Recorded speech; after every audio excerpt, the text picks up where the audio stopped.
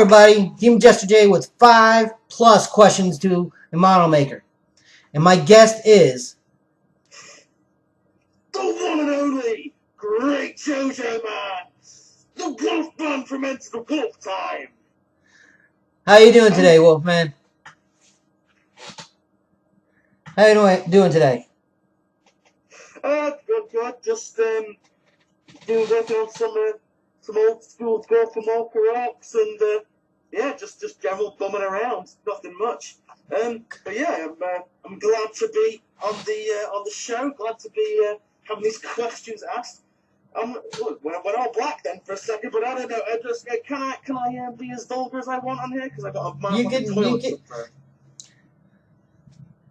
I have a whole line of audiences, so if a parent wants to bleep me, I'll bleep. I don't care.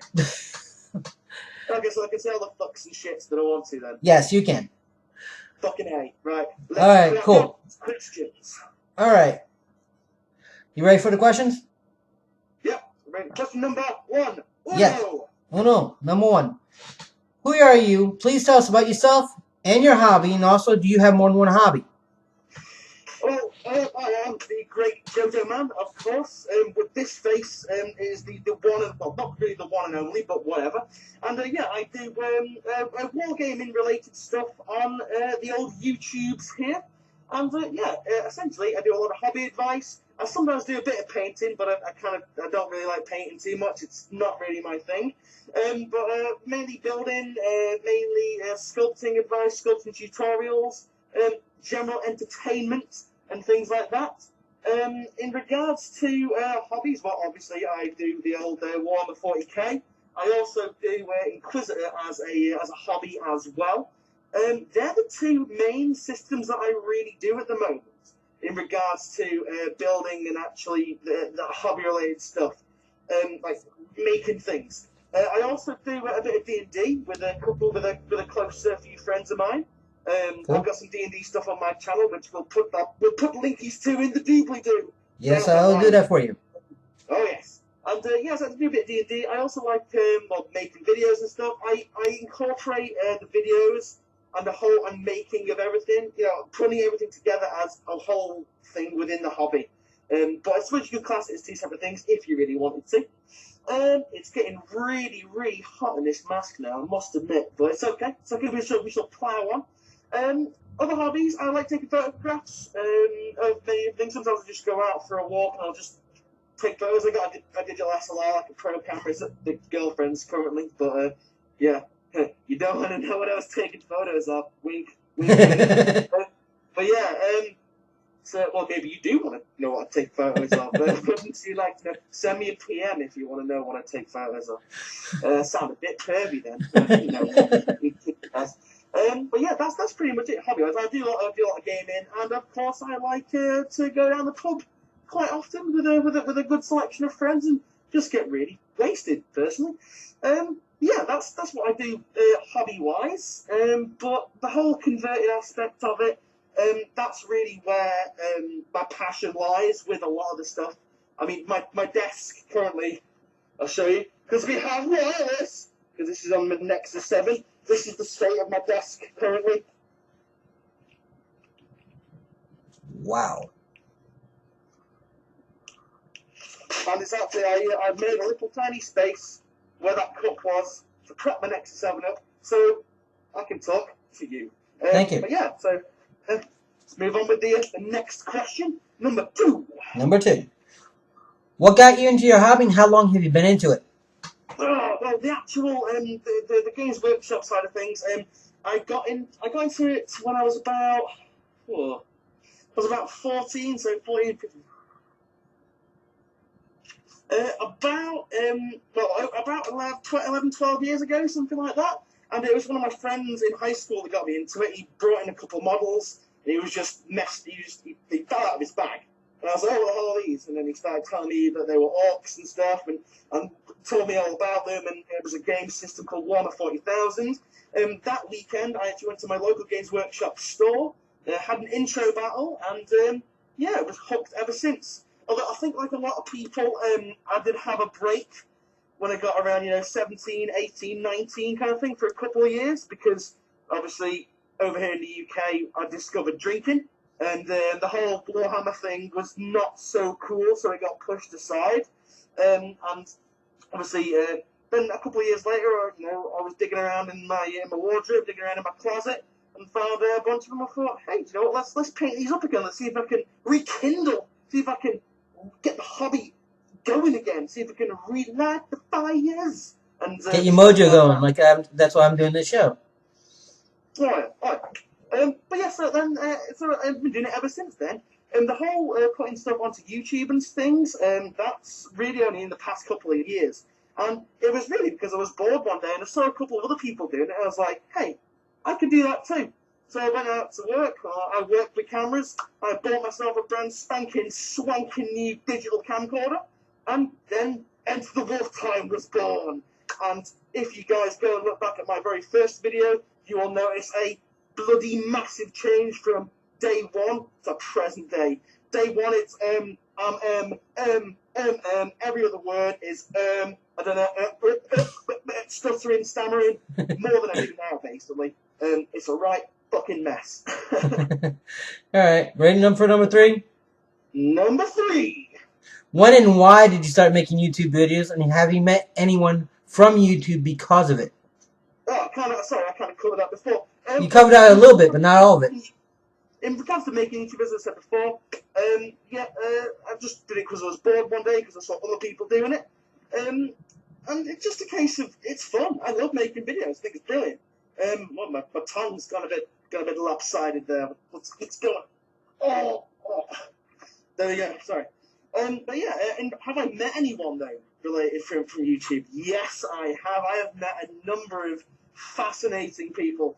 The first person I probably met up with in the flesh was Ghost from Harlequin Halls, although he wasn't from Harlequin Halls back then, but he was literally visiting relatives in the UK. He was like, hey, I'm visiting relatives, are you nearby? And I was like, as a matter of fact, I'm about 20 minutes. So he came all the way from Australia to said place, and then I met up with him, and then we decided, hey, let's go meet Clark in 1991 as well. So he drove all the way to Lancaster. Literally, he'd never, ever seen me in the flesh at all. We hardly even knew each other, but it was like we'd known each other for God knows how many years. And then we kicked it off really well, and we went to Lancaster with Clarky, got really, really fucking wasted. As in, so wasted, we nearly died on the way home because it was so icy and snowy. But yeah, so that was the two people that I met off from the YouTubes. I've met up since with Terrain Noob and stuff. Met his absolutely wonderful family in sunny Florida, where you're at. Yep. And yeah, he's a proper good guy. I really want to meet up with Van Hammer and the real Mithril and Girl Painting and people like that, but it's hard at the moment with money issues and time and other shit like that. But yeah, I've met a couple of other people at games there as well. I've met the likes of Marnius, Augusta Calgar, Orc Painter Nerd. I've also met the absolutely, I've classed him as one of my good friends at the moment, Chains, which is, he's absolutely brilliant, such a talented painter. Really, really good a hobbyist as well in regards to building and things. But yeah, I've met quite a few people, mainly at Games Day. I also met Reality Bites. Can't not give him a mention. He was an absolute legend to me. He followed us around for the day and stuff like that. And yeah, Games Day meets are just absolutely awesome because I get to meet the fans and things. And I was wearing the mask at some point, so people would go past me, oh my God, it's the Greatjojoman! I'm like, hello, yeah, this is me. Hello, hello, nice to meet you. But yeah, so I haven't met anybody from the hobby. Yes, I have, and they're all awesome people. There's not one person that I can't say I didn't like. All right. Next question. Do you have any tips for anyone new getting into your hobby or making YouTube videos? Do I have any tips for anyone new into the hobby? Start small. That's what I do. Don't if you wanting to do both building and painting, don't go balls to the wall and buy like a freaking army box, because you will find that you get bogged down an awful lot. I tend to, when I work, when I'm starting an army, I'll buy a HQ choice first. Convert it, build it, paint it. If I like it, then there we go. I can carry on then. If I don't like it, well, I've got a really cool model I can put on a shelf and go, hey, look, I did that. In regards to, obviously, again, it's just if you buy a massive group of stuff, it does just bog you down. Like at this current moment in time, I hate painting. I absolutely despise painting with a passion. If I could buy the things fully painted, I probably would. But as a result, I'm having to pay somebody to actually paint them for me. And I'm happy to do that because personally, my painting isn't really that good. It's probably about tabletop standard. My painting skill is about here, whereas my converting and building skill is like up in the nosebleeds. I've kind of forgotten what the second part of the question was. Making YouTube videos. People making YouTube videos. Do you have any tips for them? Videos, right? Okay. I would suggest first thing you need to do is get a decent camera. That's a given. Got to have a macro function. Oh my god, the amount of videos I've seen, and it's nobody's fault, right? But it just irks me. It really just pisses me off immensely when someone's trying to show you a video. It's like if someone's trying to do one on webcam and a webcam doesn't have a macro, and they're like, yeah, so I've done this, I've done this, and you can't see anything, and it's all blurry, and it's just like just watch videos on how to set up shots and how to turn the macro mode on and how to light things properly, and it just makes for such more pleasant watching. The amount of times I've actually turned my video off that I've been watching because the quality is just so bad. But yeah, decent camera, find the macro setting, and that's the start really. Also, you need to get yourself a decent editor. I would the amount of times I've heard people go, oh yeah, just use Windows Movie Maker, and I just want to jump through the screen and just stab them in the face. Because you can't use Windows Movie Maker, it's bollocks, it's the shittest software ever. Get yourself a copy of Sony Vegas. If you're not looking at doing Mega HD stuff, get a copy of Sony Vegas Pro 9. It's about 30 quid off Amazon, something like that. And yeah, just have a go at that, and it's absolutely amazing software. But yeah, that's what advice I'd say to people if you want to start doing videos and stuff on YouTube. Oh, and also, another really, really important thing, don't feed the trolls. I can't stress that enough. If you get someone trolling your channel, do not rise to it. Because if you feed them, they come back stronger. If you ignore them and starve them to death, well, they die, basically. That's it. Alright. Number 5. One second. I just need to breathe this. It's really warm. It's really warm. And it's so cold outside. Alright, ready? You okay? Yeah. Alright, number 5. Do you like an airbrush or paintbrush? Or both? And why? Neither. I like neither because I hate painting. I hate it. If I have to choose one, it would be paintbrush. Mainly because I feel that I have more control over a brush than an airbrush. I mean, that being said, I've never used an airbrush at all, but it's one of them. It's just like meh, painting, meh. I don't like it. All right. Especially on models like are really fiddly, such as orcs and things. I don't mind if we've got a model that's like, you know, quite quick and easy to do. Something with a lot of textures. I love painting models with textures because I find that the textures do the painting for me. A lot of dry brushing, a lot of over brushing, inking and washing. That's my preferred way of painting. Okay. And sometimes I've even got really lazy and just dipped. So say for example, a Gretchen model, what you do is you paint it all green, then you dip it in some dabble of mud, then you paint the brown bits on for the clothes, and boom, there you go, you got it sorted. Alright. Number 6. This one I know you're going to like to answer this one.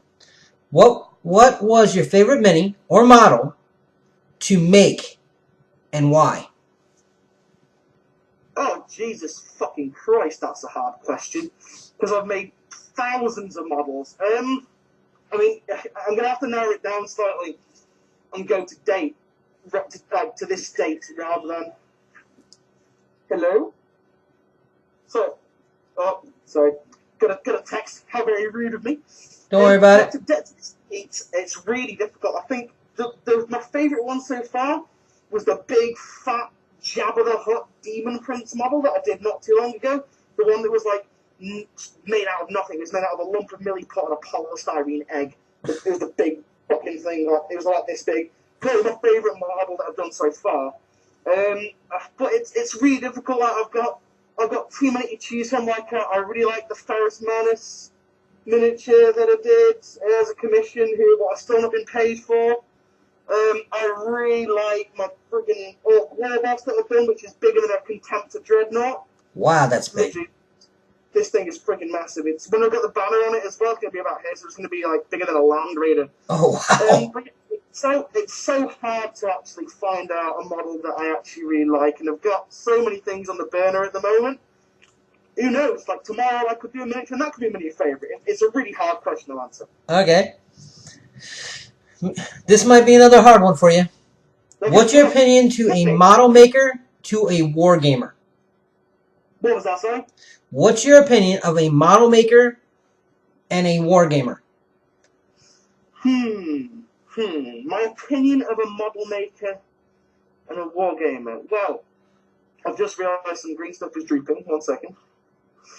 How do you mean my opinion? Like, what do I think of them, or how I think they differ, or like how they differ, or a model maker can be a wargamer, and he just needs to find like a simple medium in between, so he doesn't overwork himself, or you know what I mean?